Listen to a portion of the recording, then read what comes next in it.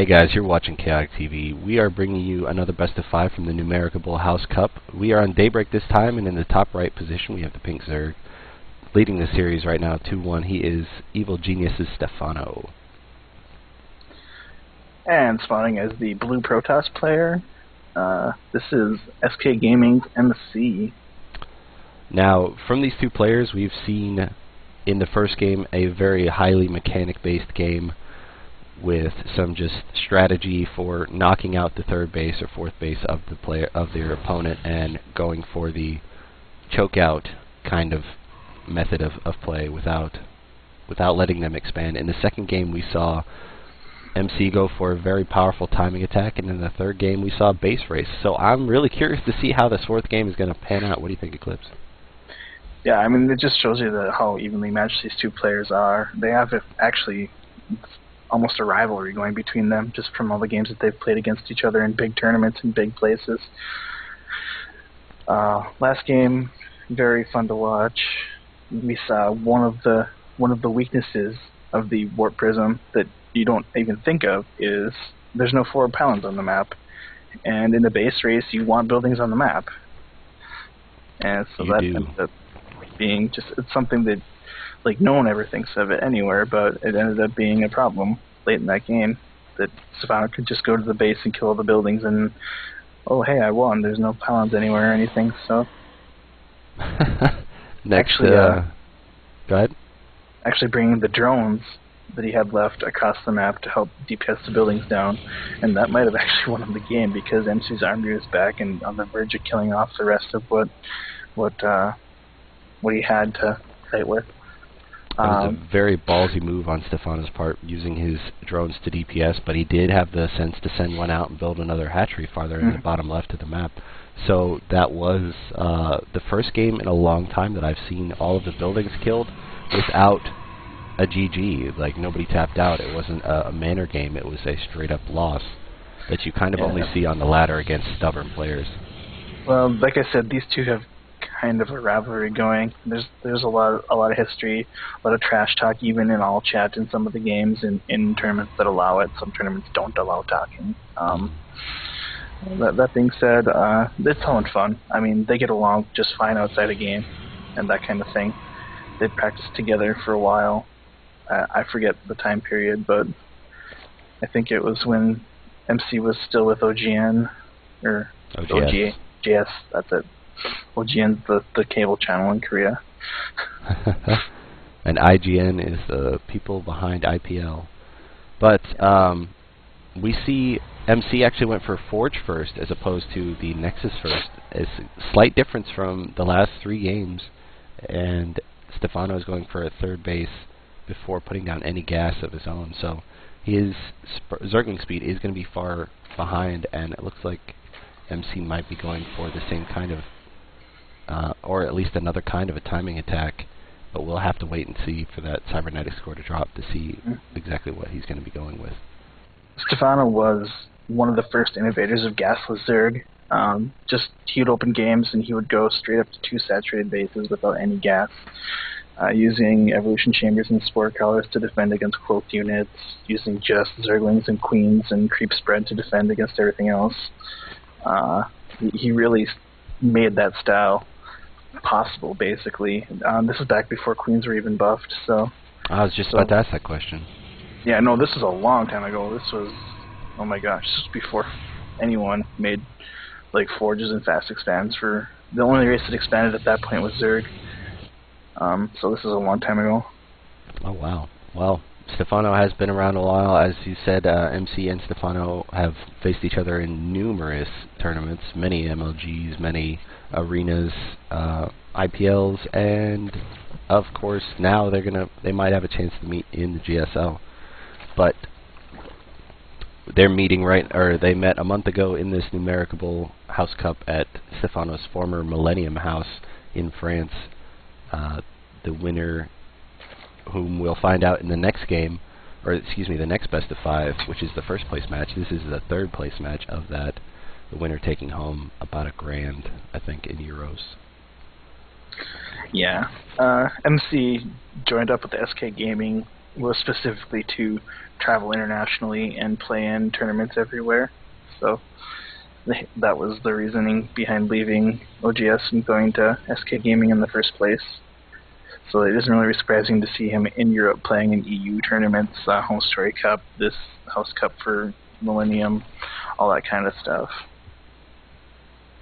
Well, I think it's done him really well. He's won a lot of money around the world, being the most winningest, or the most earnings, or the highest earnings player in the world right now, and Stephano being the highest non-Korean earnings player in the world right now. These two players have proved themselves over and over and over again, and the creep spread is actually going out for Stephano. Only one tumor at a time, but that's actually better than we saw in the second game, or excuse me, in the first and second game. Last game he actually did put out a bit of creep, if I remember right. Yeah, getting into this game now, so time for stuff to start happening. We're seeing this +2 coming out. Well, probably we'll be seeing it as soon as this Twilight Council finishes. Probably Blink to go along with these Immortals and Observers and that kind of thing. And we see Stephano just going into road speed and +1 missile attacks. And what's that? Yeah, that's speed. I already said that. Yep, that's about it. This is going to be a roach ground army for him to get his bases set up, and these Immortals are going to be really good against them, especially with +2 attack. His macro hatch is much earlier than in previous games. We do see the 5 gateways in the main base, so I think 6 total. But Stephano going for, as you said, the roach thing, but MC has 2 observers out on the map that are seeing pretty much everything Stephano is doing. Right now the supply count is pretty decent in Stephano's favor, but with all these roaches you could almost consider it padding the army supply. If you divide it by 2, which is the supply of these roaches, then it's about even with MCs in the sheer count. But if he can get there before, oh, there's 3 Immortals on the map. This is going to be a problem with all these sentries here. He's going to try a little bit of a flank. He's going to poke up here with this one roach to see what's really there. And he's going to probably decide to move back with his own roaches until he can get a serious flank on these Protoss units. Yeah, the biggest thing that Stephano has going for him right now is that macro hatch, because with this army, he's going to need Zerglings to deal with it. There's just too many Immortals to kill those roaches so very fast. And the force fields are terrific for MC, splitting Stephano's army almost in half and taking out a great number of roaches. This would be a great spot for Stephano to have Burrow, which he obviously doesn't. But that said, the Observer gets there in time to deal with it, even if it was about to come in. Stephano's going to back off and tech up a little bit here so he can get his infestation pit going and probably get ready to take a 4th and hopefully be able to defend it. He knows that the army is super strong from MC right now, though, so he can't attack into this. Wow, 55 damage from each attack from these Immortals phase disruptors. It's about to come up. Nuts. 60 now. +2 just finished. Whew. That is a whole lot of damage. Only 3 Immortals from MC. I've seen battles with 4 or 5 Immortals from pros, but that's only on a completely maxed army. I think 3 is the magic number for this kind of setup for between second and third base. 3 of them will one-shot a roach if all 3 shoot the same roach at the same time. Okay, then that's the reasoning behind it, I suppose. Even on no upgrades, that's the case. So here, the big deal for the weapons upgrades is for the Stalkers and the Zealots. The +1 attack lets a Zealot one-shot a Zergling. So we see how just how effective upgrades are in this Protoss-type army, especially against Zerg players. And that's why Stephano is very fond of going for double upgrades himself. MC's first observer now knows that Stephano is on a 4th base, which is a good move for Zerg, generally taking only one more base than their opponent.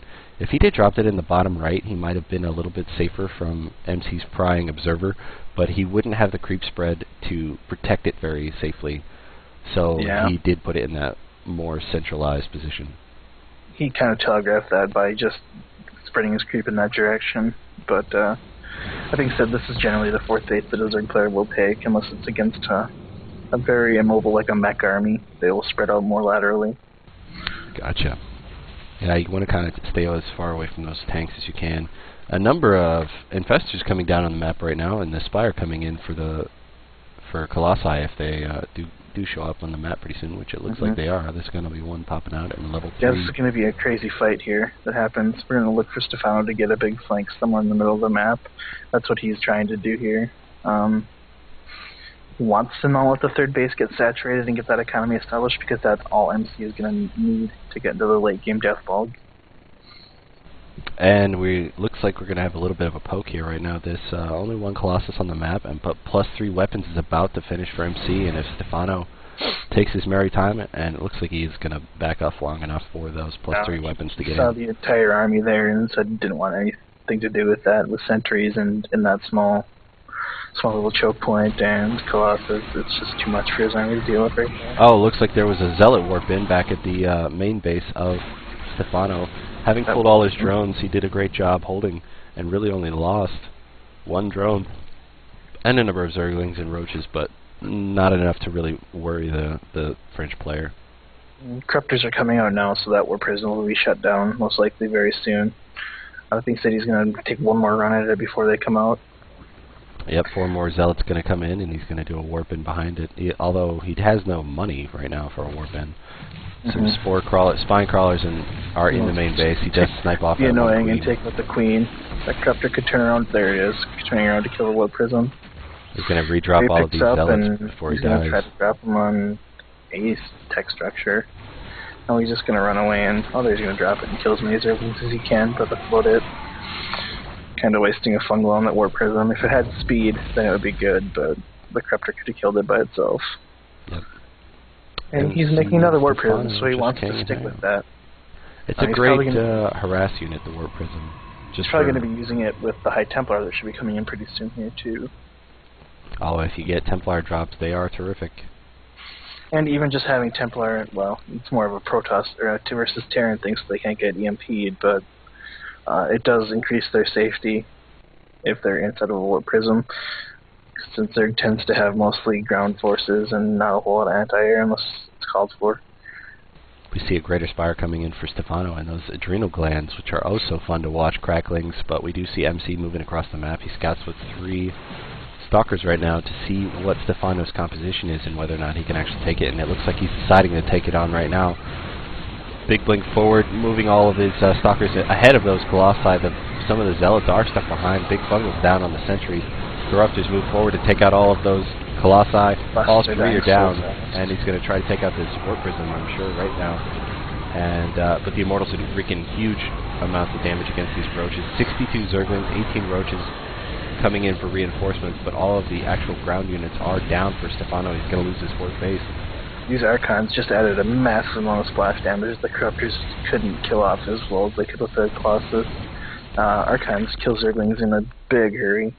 It looks like MC's going to check that other 4th base, and he sees that the creep is not up there yet, and there's no creep on the 4th base. Big force fields are keeping Stephano's 2nd batch of Roaches from attacking these forward units, mostly these Archons, which 9 kills, 16 kills, 11 kills apiece. It's kind of ridiculous. Broodlords are warping in now, but they're all the way back at the main. So oh, they're warping in? That's kind of awesome. Well, yeah, it's a new Zerg tech. They stole it from the hybrids in the campaign. Some Roaches move forward to try to snipe off whatever they can before these Broodlords get here. But a big blink forward by MC means he's taking out all of these queued up Broodlords, and he's going to keep moving forward as quickly as he can. He's losing only a few to these Broodlings, but the Roaches in the back are knocking out all of the units they can, knocking out a few Archons. He doesn't get all of the Immortals, but MC's got a huge amount of army here compared to Stephano. Stephano has a couple of Infestors coming in. One gets sniped right as it spawns, and the big blink forwards continue to snipe off these production facilities of Stephano, mainly for Zerg. If you lose a hatch, you lose a huge percentage of your production. Yeah, I think the +3 to attack upgrades, paired with the huge amount of splash damage coming from the Archons and Colossus, they just killed off Stephano's army too fast. And he could remax, but it wasn't. He didn't have enough units killed for that to matter. There was still too much damage left over. The Warp Prism production for MC has been a huge boon to him right now. He kept replacing them. He's lost 2 of them, and he still kept building them out of that one robotics facility. He did not reinforce with his Colossi or anything. Stephano taps out in Game 4, and the series is tied 2-2 from Chaotic TV. I am KO. This is Eclipse. And we'll see you soon. Cheers.